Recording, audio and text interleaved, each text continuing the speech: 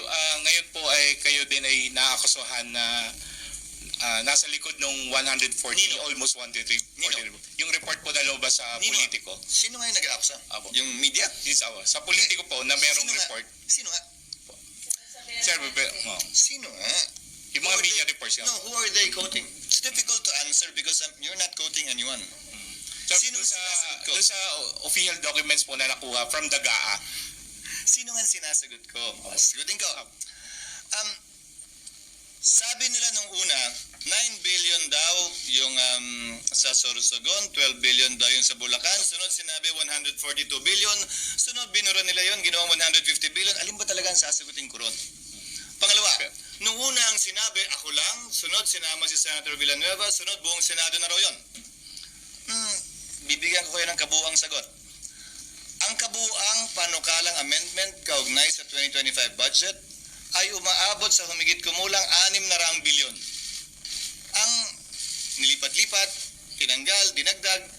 So kung totoo man yung sinasabi nila na 150 billion ang binago ng Senado, nasaan yung 500 billion yung pagbabagong yun? Saan ang galing?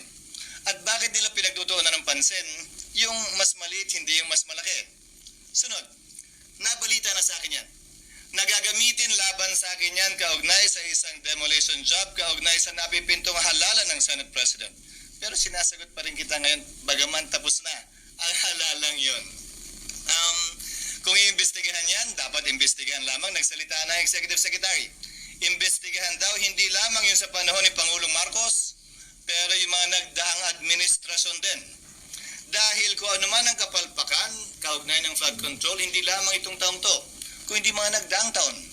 Dahil kung titingnan nyo yung panukalang budget, mas malaki pa nga yung budget sa nagdaang taon sa flood control kesa sa kasalukuyang taon. Sir, pero just to seek clarification, did you or did you not introduce 150 billion? No, of course not. dun sa kahit po sa Sorsogon? Sa Sorsogon, Kung meron din po kayong mga 9 billion, changes. no. May changes sa Sorsogon, yes, pero hindi 9 billion. Now again, is the NEP perfect? Hindi naman din siguro. Ang importante, transparency kaugnay sa mga pagbabagong yun. Ngayon kung pipintasan nila, ulitin ko bagaman alam kong demolition job ito mula sa ilang sektor na nais questionin yung aking pananatili bilang Senate President bago kami magbotohan. At bagaman tapos na, para sa akin, hindi parang makalipas ang 27 taon. Ngayon lamang yata ako maakusa ng isang bagay na ganyan. Ang masakit, dinamay pa si Senator Joel na kung maalala nyo, ay nung pumasok siya sa Kongreso, ay ang party list niya ay CBAC, Citizens Battle Against Corruption. At dahil lamang siya ang napili at napipisil kong majority leader nung mga unang araw nung nakarang linggo. So ulitin ko, bahagi yan, par for the course yan, tulad ng pag-warning sa akin ng ilan sa mga kasamaan ko sa Senado na gagawin yan. Tinitingnan kong bahagi yan, ika nga, sa buhay ng isang politiko. Subalit, sasagutin ko yan na may buong tapang at tulad nga ng unang tanong ni RG kanina, bakit ako ang unang pumalakpak? Dahil yung walang tinatago, walang kinakatakutan. Kahapon po sabi ni Sen Aimee, hindi daw po yun allegation kasi totoo daw po yun and that's the reason kung bakit hindi siya pumirma. Bakit hindi siya pumirma sa GAA? Yung BICAM ng GAA. Na hindi sila pumirma sa GAA, siguro hindi ba patunay yun na naging transparent yung budget na yun? Kasi nga alam nila yung mga nagdaan, ganun din ba o hindi? May pagbabago ba yung nagdaang GAA, kaugnay sa GAA ng 2025? Ang kaibahan, naging mas transparent, nalaman ng lahat at nakita ng lahat. Hindi ba positibo at tama lamang naman yun? Kumpara sa sasabihin mo na hindi yan nangyari ng nagdaang panahon. Kaya nga pinapaimbestigahan ng Pangulo, hindi lamang ang administrasyon niya, pero ang nagdaang administrasyon din. Yung sinabi po ni Sen Aimee, hindi lang siya allegation. Totoo daw po, yun daw po talaga yung nangyari. May mga senador na nag-insert ng budget, although ayaw niya rin diretsahin yung mga pangalan kahapon. May mga nag-insert, may mga nag-amend. Grabe naman kasi yung insinuation ng mga naninira. Pag nag-amenda ka ng budget, insert na agad, illegal na agad, bawal na agad, may kita na agad. Hindi naman siguro tama yon. Mali naman yata yon. So anong gusto niyo sabihin sa amin? Wala kaming karapatan baguhin yung sinasubmit na panukalang budget ng DBM. Ganoon ba yan? Kung ano yung sinubmit ba't pa kami maghihiring? Ba't pa nakalagay sa saligang batas ang power of the purse ay nasa Kongreso? Yun ba yung ibig sabihin mo? Na illegal magbago ng budget? I don't think so. Ang illegal ay pork barrel, which was defined by the Supreme Court as post-enactment intervention. Pakikialam kung paano gagastusin, saan gagastusin ang pondo matapos ito aprubahan. Baka nakakalimutan nyo rin. Bilang finance chairman noon, ako ang kauna-unahang finance chairman na nag-line item ng budget ng DPWH. Bugso ng desisyon ng Korte Suprema kaugnay sa post-enactment intervention of pork barrel. Kung maalala nyo dati, puro lump sum allocations ang nasa budget at sa kauna-unahang pagkakataon na ako'y naging chairman. Doon lamang ni-line item yan. Doon lamang nakita ang mga bagay na yan. So, hindi marapat at hindi makatarungan para sa akin. At bahagi lamang ika nga ng politika at pamumulitika ang mga akusasyong binabato ngayon. Myla. Sino? Senator ano? 600 billion. So, ibig sabihin, sir, Roughly, yung proposed amendments. so yung remaining, sir, amendments ng House ba yan? Halo-halo. May amendments din ng mga ang DBM. Kasi may mga errata din na pumapasok, hindi ba? Sa mga nagdaang panahon. Pero, sir, Minsan may hinahabol sila na, uy, nagkamali, na madali. Dapat ganito to. Minsan yung mga departments mismo gustong baguhin yung sarili nilang budget. Dahil may nakita silang pagkukulang o nagbago yung priority o may tuloy biglang nasira na kailangan iliko yung pondo ron habang pinag-uusapan yung budget. Marami naman pwedeng panggalingan yung pagbabago. pero, sir, wala kayong idea kung magkano yung amendments sa ginawa ng House, on the part of the House? Attribution is very difficult, Myla, because halimbawa, kung may nag-propose sa komite, tapos yung vice chairman handling the committee adopted the verbal recommendation, the verbal request made in committee, kanino yon? Wala namang parang bill na, di ba? Pero nasa record. Kung gusto mong i-trace, makikita sa record yun na nagpanukala ay itong particular na mambabatas na ito at diniscuss yun sa komite. At pagdating ng report ng vice chairman, kinary ng vice chairman yung proposed amendment na yun. At later on, pinagbotohan, kinary ng plenaryo yung proposed amendment na yun. Yes, ma'am.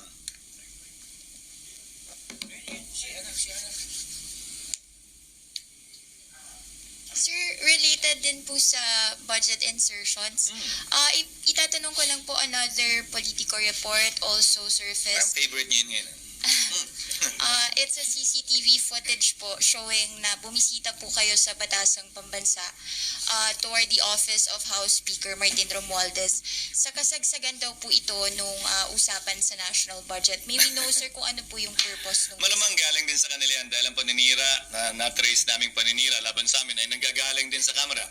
Hindi nga lang siguro 2 beses ako bumisita pero hindi sa tanggapan ni Speaker Romualdez.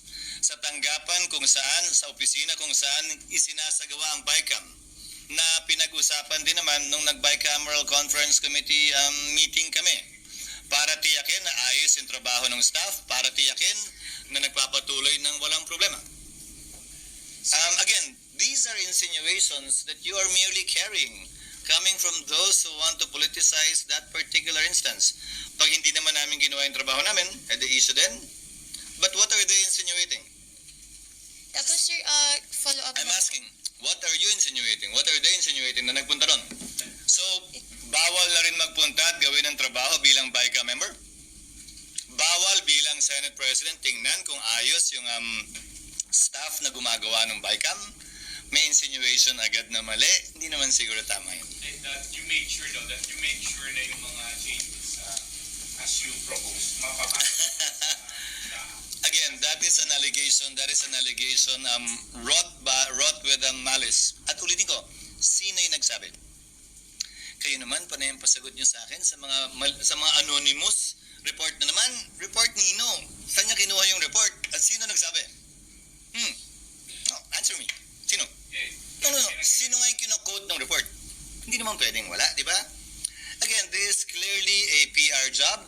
Although it is, and I know it is, sasagutin pa rin kita kasi wala naman akong tinatago eh. Yes, sir.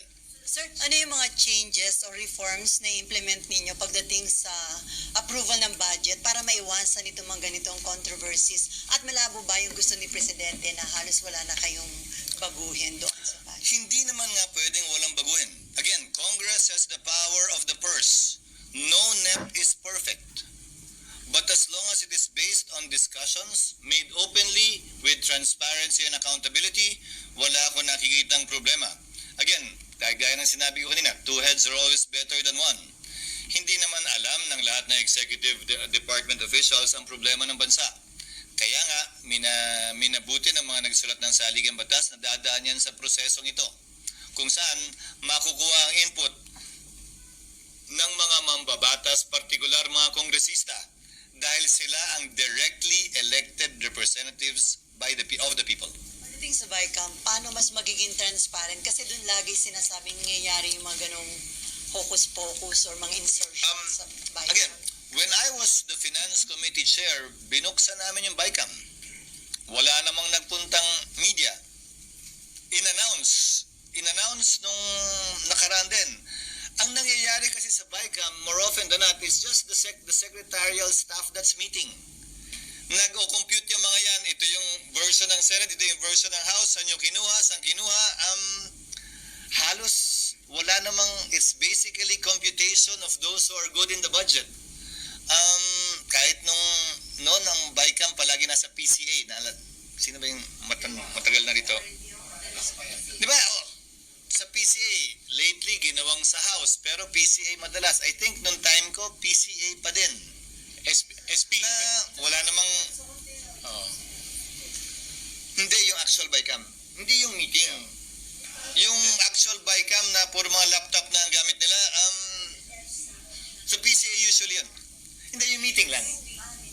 Pero yung actual BICAM, yung nag-meet yung House Appropriations Committee at saka Senate Finance Committee, is basically the staff that's basically reconciling the two different versions. Kasi alam mo, nakita ko yun nung nag-finance chair ako.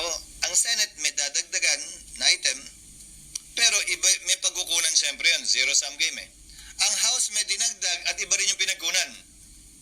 So kailangan nilang pagtugmain yun.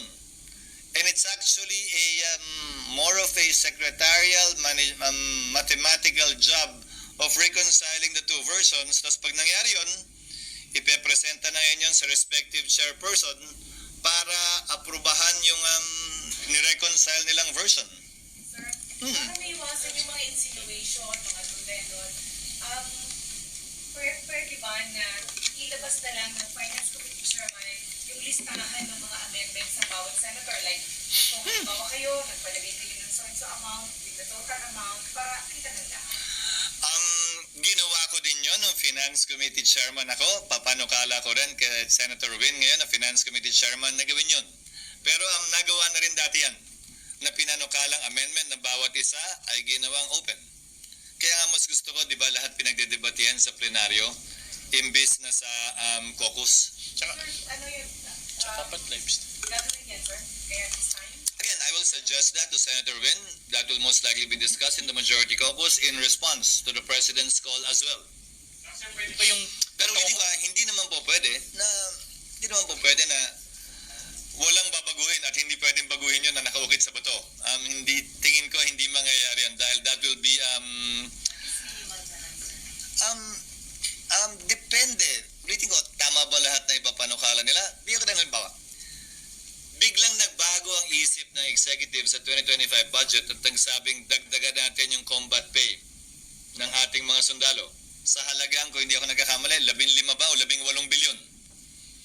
So bahagi yun sa nabago sa 2025 budget pero nanggaling mismo sa executive yun. Saan ngayon kukunin yun? Sir, parang confidential funds ng OPP. Nasa GEC originally, di ba? Yung confidential funds ng Tapos tinanggal. Di ba? So sila mismo yung nagpatanggal nun. Di ba? So yung mga pagbabago marami naman pinanggagalingan. Yun, nagiging transparent din ba yun? Minsan, yung mga sekretary makikipag-appointment na lang bigla. Di ba? At hihilingin na lang sa isang senador, tapos yung senador, sasabihin na lang dun sa isa. Sana, pag may magbabago mula sa executive, ganun din ang maging panuntunan. Maging transparent din yung mga pagbabagong nagmumula mismo sa kanila. Kasi sinabihan ko din siya nung nakausap kami ilang linggo na nakalilipas na kung gusto niyong panindigan yung budget para hindi na masyadong magulo, sabihan niyo yung inyong mga kalihim at head of office na wag nang maglako dito sa Senado at sa Kongreso ng dagdag na pondo dahil dapat hindi ba dumaan na yan sa masusing proseso. The budget call of the executive is always in the second month of the year, February. So isipin niyo, March, April, May, June.